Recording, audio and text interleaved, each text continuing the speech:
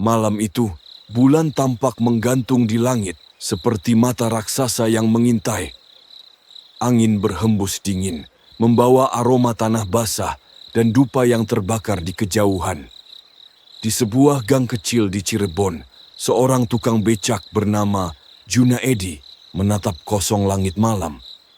Hidup miskin telah menjeratnya terlalu lama.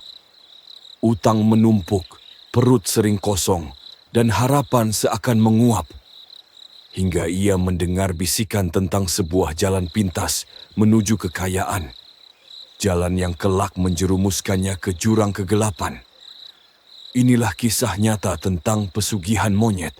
Jalan hitam yang membawa Junaedi dari kemiskinan menuju kegilaan. Cerita ini bukan sekedar hiburan, tapi bisa jadi pelajaran atau peringatan. Sebelum lanjut, tekan tombol like, tulis komentarmu di bawah, dan subscribe karena kisah nyata yang lebih mencekam sudah menantimu. Selamat datang di channel Otak Horor. Ceritanya kita mulai sekarang. Malam itu langit Cirebon diselimuti awan kelabu. Angin malam berembus pelan, membawa hawa dingin yang menusuk tulang. Di sebuah pangkalan becak kecil di pinggir jalan, seorang lelaki muda duduk termenung.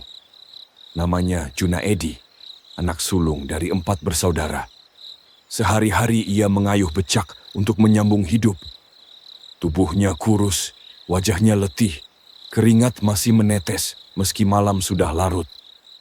Becak yang menjadi satu-satunya sumber penghasilannya kini tampak usang, catnya mengelupas, bannya sering bocor. Namun Junaedi tetap bertahan, sebab itu satu-satunya jalan agar keluarganya bisa makan hari itu. Orang tuanya pun tak kalah lelah. Sang ayah menjajakan sayur keliling, sementara ibunya membantu sebisanya. Hidup mereka selalu berkutat dengan hutang. Makan pun seringkali harus menunggu belas kasihan tetangga. Di tengah kesepian malam, datanglah Evan, sahabat Junaedi sejak kecil. Evan bekerja sebagai pengantar rol film bioskop. Meski gajinya kecil, setidaknya cukup untuk sekadar bertahan hidup. Mereka berdua duduk di bangku kayu dekat pangkalan. Asap rokok tipis membumbung, sementara suara jangkrik terus mengisi keheningan. Junaedi menatap kosong ke jalan raya yang gelap, lalu berkata lirih dengan nada getir. "Van, sampai kapan hidup gua harus kayak gini? Jadi tukang becak, ngutang buat makan, nggak pernah ngerasain enaknya jadi orang kaya. Kadang gua mikir, lebih baik gua mati sekalian daripada hidup terus dihina miskin." Evan terdiam. Ia tahu sahabatnya sedang putus asa. Berulang kali ia mencoba menasihati agar Junaedi bersabar, mencari pekerjaan lain, atau membuka usaha kecil. Tapi Junaedi selalu menolak. Dalam benaknya, miskin adalah aib. Malam itu, ada sesuatu yang berbeda. Tatapan Junaedi tajam, penuh tekad. Ia mendekatkan wajahnya ke Evan dan berbisik pelan, seakan takut didengar orang lain. "Van, gue tahu jalan biar bisa kaya cepat. Ada cara, tapi bukan cara biasa. Gue dengar, di daerah Cirebon ada pesugihan. Katanya, kalau ritualnya berhasil, hidup langsung berubah. Mau mobil ada, mau rumah ada, semua bisa kebeli." Evan langsung merinding. Kata pesugihan membuat bulu kuduknya berdiri. Ia pernah mendengar kisah orang-orang yang terjerat jalan gelap itu. Kaya memang, tapi tumbalnya nyawa. "Jun, jangan main-main sama hal begitu. Itu bukan cuma soal harta, itu soal nyawa, soal dosa," ucap Evan dengan tegas. Namun Junaedi hanya tersenyum miris, menatap jauh ke jalanan gelap di depan pangkalan becaknya. "Hidup gue udah terlalu susah, Van. Gue udah capek miskin. Gue mau coba. Gue enggak peduli risikonya." Disitulah awal segalanya. Sebuah keputusan yang kelak akan menjerumuskan Junaedi ke dalam kegelapan. Evan bisa merasakan ada sesuatu yang buruk menanti, tapi ia tak menyangka kalau malam itu adalah permulaan dari sebuah kisah mengerikan. Kisah pesugihan monyet yang akan merenggut lebih dari sekadar kekayaan. Beberapa hari setelah perbincangan itu, Evan sedang sibuk mengantar roll film ke bioskop seperti biasanya. Siang panas, jalanan ramai, keringat mengucur deras. Tiba-tiba, dari kejauhan, ia melihat Junaedi memanggilnya. Van, tunggu sebentar." Nafas Junaedi terengah, matanya merah seolah tak tidur semalaman. Ia meminta Evan datang ke rumahnya besok.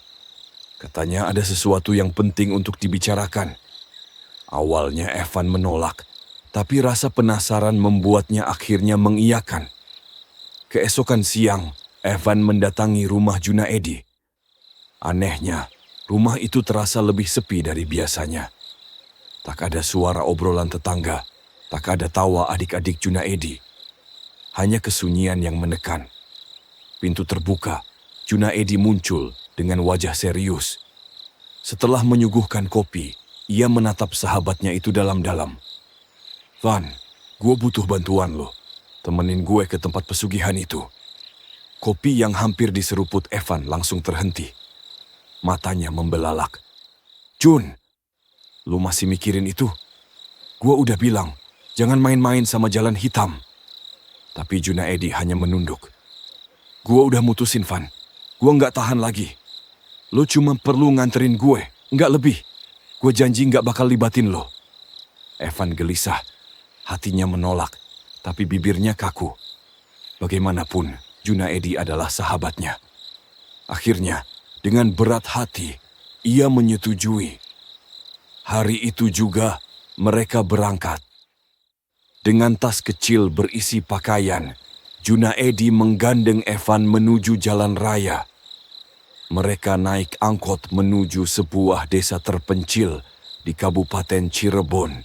Sepanjang perjalanan, suasana terasa aneh. Penumpang di angkot hanya 2 orang asing yang duduk diam, seolah sengaja tidak menoleh. Sopir pun jarang bicara. Evan mencoba berbisik pada sahabatnya. "Jun, lo yakin mau terusin ini?" Junaedi menatap lurus ke depan. "Gue udah bulat tekad, Van. Jangan larang gue lagi." Tak lama, mereka tiba di perkampungan sunyi. Jalan setapak penuh pepohonan tinggi menjulang. Udara di sana berbeda, lebih lembab, seolah menyimpan rahasia. Mereka sempat bertanya pada warga sekitar. Seorang ibu penjaga warung menunjuk ke arah gang kecil. "Kalau mau ke rumah Kuncen, masuk saja ke gang sebelah sana. Rumahnya cuma satu-satunya di ujung." Semakin jauh melangkah, suasana berubah mencekam. Pohon randu dan kapuk menjulang gelap. Akar-akar tua menjalar hingga ke jalan. Suara burung malam bercampur dengan desir angin yang aneh, seperti bisikan. Evan mulai merinding. Jantungnya berdegup kencang. "Kenapa hawa di sini beda banget?" pikirnya. Akhirnya, mereka tiba di sebuah rumah tua. Bangunannya setengah tembok, setengah bilik bambu. Catnya kusam, halaman depannya penuh dedaunan kering. Junaedi mengetuk pintu perlahan. "Toh, toh, toh." Tak lama, seorang lelaki tua muncul. Janggutnya panjang, matanya tajam, kulitnya keriput. Dialah Sang Kuncen, penjaga ritual pesugihan. Ia menatap Evan sekilas, lalu menatap Junaedi lebih lama, seolah menilai niatnya. Kemudian ia tersenyum samar. "Kalian masuklah." Di dalam rumah itu, aroma menyan menyengat. Di dinding tergantung wayang kulit, patung-patung kecil, dan beberapa benda ritual. Suasana begitu pekat hingga napas terasa berat. Kuncen duduk bersila. Suaranya pelan, namun tajam menusuk telinga. "Nah, kau masih muda. Kenapa memilih jalan ini?" Dengan suara bergetar, Junaedi menjawab, "Saya capek hidup miskin, Keh. Saya mau kaya. Apapun risikonya, saya siap." Kuncen mengangguk pelan. "Baiklah, kalau tekadmu sudah bulat, kau harus siapkan syarat. Kembang 7 rupa, menyan, nampan bambu, dan ayam cemani." Evan hanya bisa terdiam. Tubuhnya terasa dingin, bulu kuduknya berdiri. Ia sadar Junaedi telah melangkah terlalu jauh. Dan ia tanpa sadar sudah ikut terseret ke dalamnya. Senja menjelang. Dari kejauhan, suara azan maghrib terdengar samar, bercampur dengan desir angin dari hutan. Langit perlahan menggelap, menyisakan cahaya jingga yang muram. Di teras rumah Kuncen, Junaedi dan Evan duduk gelisah, sementara lelaki tua itu sibuk menyiapkan sesuatu di dalam. Tak lama, Kuncen keluar dengan pakaian serba putih, membawa senter besar. "Ayo, saatnya kita berangkat," ucapnya singkat. Mereka bertiga berjalan menembus jalan setapak menuju hutan. Langkah kaki terasa berat, seolah tanah yang mereka pijak menarik ke bawah. Dari pepohonan besar terdengar suara aneh. Kresak-kresek, seperti sesuatu bergerak di atas dahan. Evan menoleh ke kanan kiri. Matanya menangkap bayangan hitam kecil melompat dari satu pohon ke pohon lain. Tubuhnya berbulu, gerakannya cepat, menyerupai monyet. Jantung Evan berdegup keras. "Astaga, apa itu?" pikirnya. Suara-suara itu makin ramai, bercampur dengan tawa kecil yang menyeramkan. Tapi Kuncen tetap berjalan tenang, seakan sudah terbiasa. Akhirnya mereka tiba di sebuah bangunan tua, berbentuk joglo dengan dinding rapat. Halamannya luas, namun terasa asing, seolah ada ratusan pasang mata tak kasat mata yang mengawasi. Evan merasakan sesuatu. Suasana di sana seperti pasar malam. Riuh, ramai, tapi tanpa wujud manusia. Ia mendengar suara orang bercakap, tawa anak kecil, bahkan teriakan samar. Padahal tak ada seorang pun selain mereka bertiga. Kuncen berhenti di depan pintu bangunan. Ia membaca doa dalam bahasa yang tidak dimengerti Evan, lalu mendorong pintu kayu berat itu. Di dalam, cahaya temaram dari lampu minyak membuat bayangan panjang menari di dinding. Ruangan berbentuk huruf U, dengan sebuah pintu kecil di bagian tengah, pintu menuju tempat ritual. Kuncen menoleh ke Evan. "Nak, kau tunggu di sini. Temanmu akan masuk bersamaku. Jangan takut, apapun yang kau dengar, jangan bergerak." Evan hanya bisa mengangguk. Tubuhnya kaku. Ia melihat Junaedi masuk bersama Kuncen ke ruang tengah. Pintu ditutup perlahan, menyisakan Evan sendirian di ruangan remang itu. Kesunyian tiba-tiba berubah jadi teror. Dari lorong kanan terdengar suara berat. Duk, duk, duk. Seperti langkah kaki besar menghentak tanah. Dari kiri muncul suara bisikan panjang. Has, has, membuat bulu kuduk berdiri. Evan memberanikan diri melirik ke lorong kiri. Matanya menangkap sesuatu. Sosok putih berdiri di ujung lorong. Tinggi, kaku, kainnya kusut. Seperti pocong yang menatap diam. Nafas Evan tercekat. Ia segera menutup mata dengan sarung yang dibawanya. "Ya Allah, lindungi aku," doanya dalam hati. Tak lama, suara-suara itu mereda. Hanya tersisa dengung hutan dan bunyi jangkrik yang nyaring. Malam pertama berjalan tanpa kejadian besar, tapi bagi Evan, waktu seolah berhenti. Di balik pintu, Junaedi masih menjalani ritual. Sementara Evan, dengan tubuh gemetar, mulai menyadari. Ini baru permulaan. Yang lebih menyeramkan sedang menunggu di malam berikutnya. Malam kedua tiba. Udara di sekitar bangunan joglo itu terasa lebih berat dari sebelumnya. Angin yang berhembus membawa aroma aneh. Perpaduan bau menyan dan wangi bunga melati yang menyengat. Evan, yang kembali menunggu di ruangan luar, merasa dadanya sesak. Ia mencoba berbaring di lantai dingin, tapi matanya tak bisa terpejam. Tiba-tiba, pintu kayu berderit perlahan. Krek! Evan mengintip dari balik sarung yang menutupi wajahnya. Di bawah cahaya temaram lampu minyak, ia melihat dua sosok kecil berlari masuk. Mereka tertawa pelan, hihihihi, lalu berputar mengelilingi ruangan. Tubuh mereka menyerupai anak-anak, tapi wajahnya kosong, pucat, tanpa mata.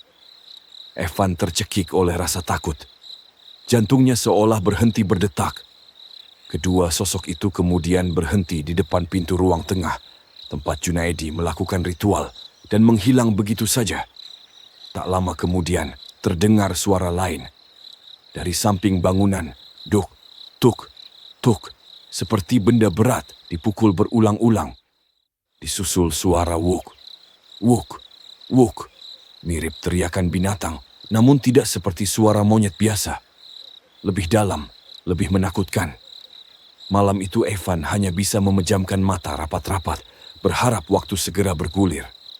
Saat fajar datang, ia masih hidup, meski tubuhnya gemetar hebat. Malam ketiga, sejak sore, Kuncen sudah datang membawa bungkusan hitam. Di dalamnya seekor ayam cemani, ayam hitam legam dari kepala hingga kaki. Kuncen tak berkata banyak. Ia hanya masuk ke ruang tengah bersama Junaedi, membawa sesaji dan dupa. Evan duduk sendirian di luar, mencoba menenangkan diri. Tapi menjelang tengah malam, suasana berubah drastis. Aroma bunga melati makin kuat, menusuk hidung hingga membuat mual. Lalu terdengar suara aneh. Tawa perempuan bercampur dengan tangisan lirih. Hihihihi, hu. Pintu kayu terbuka lebar dengan keras. Braka.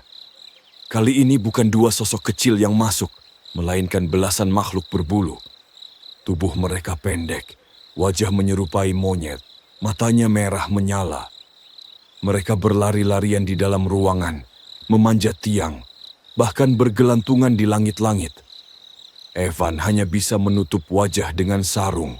Tubuhnya gemetar hebat. Telinganya terus disiksa suara-suara mengerikan.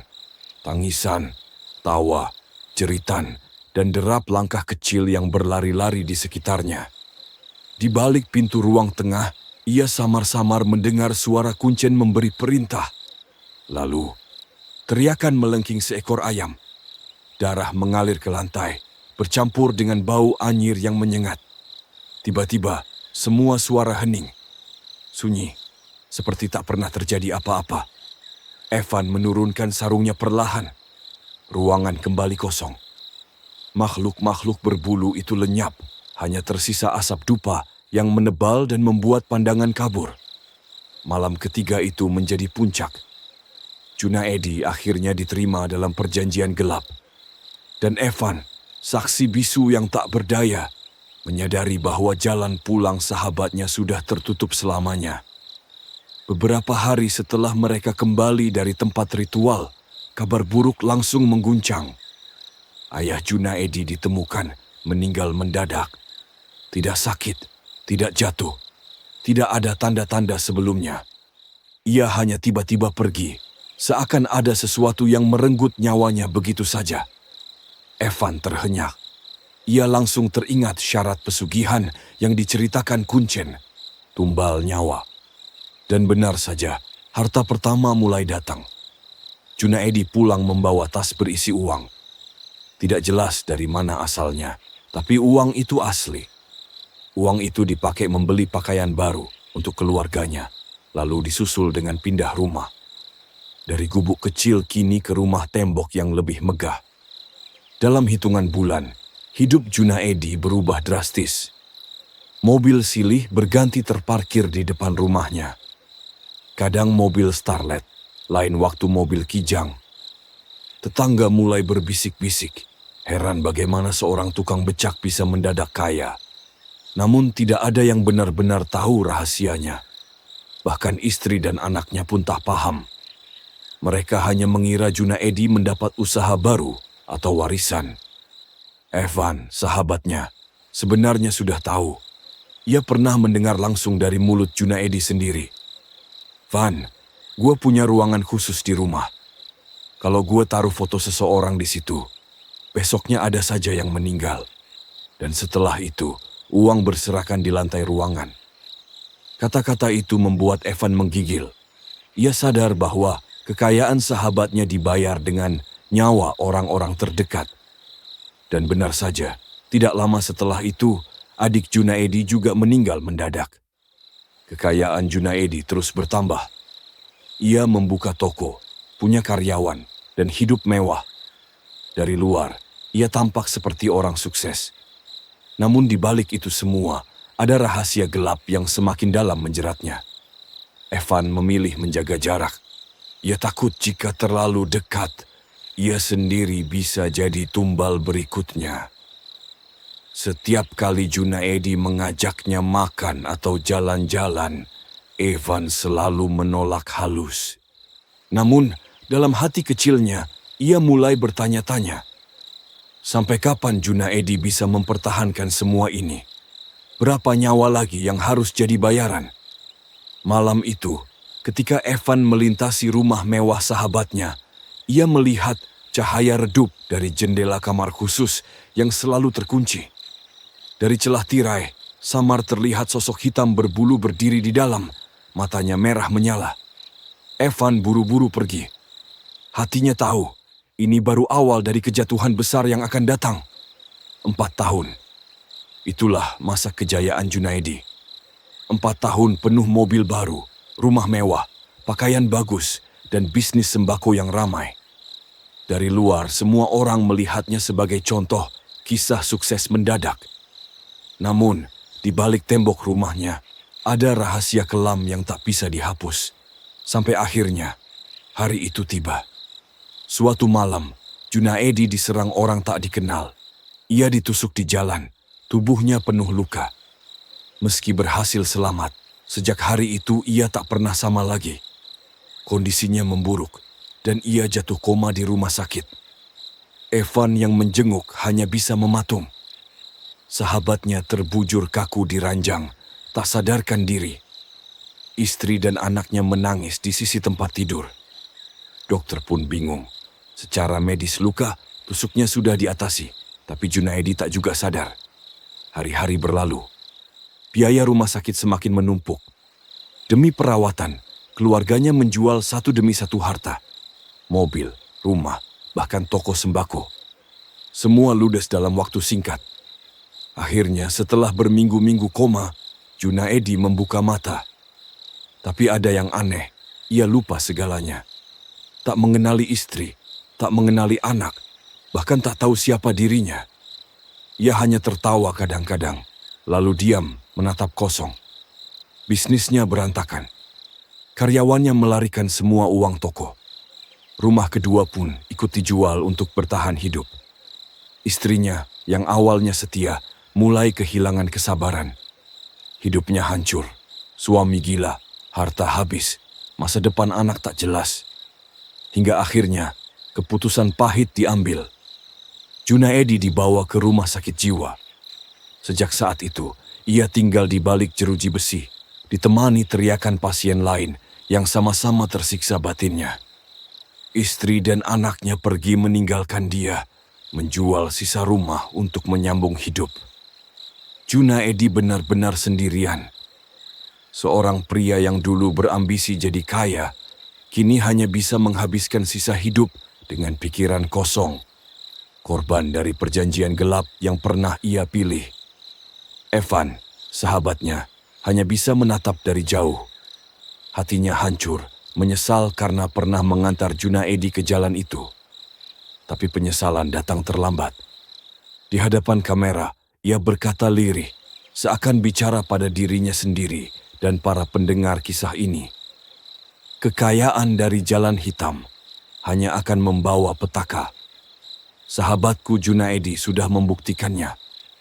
Dulu ia ingin bebas dari kemiskinan, tapi yang ia dapat hanya kesedihan, kehilangan, dan kegilaan. Jangan pernah tergoda jalan pintas, karena setiap harta dari pesugihan selalu dibayar dengan nyawa. Cahaya meredup, malam semakin pekat, dan kisah Junaedi pun berakhir bukan sebagai orang kaya, melainkan sebagai korban serakah yang terjebak di pelukan makhluk gaib. Terima kasih sudah menonton video dari awal sampai akhir.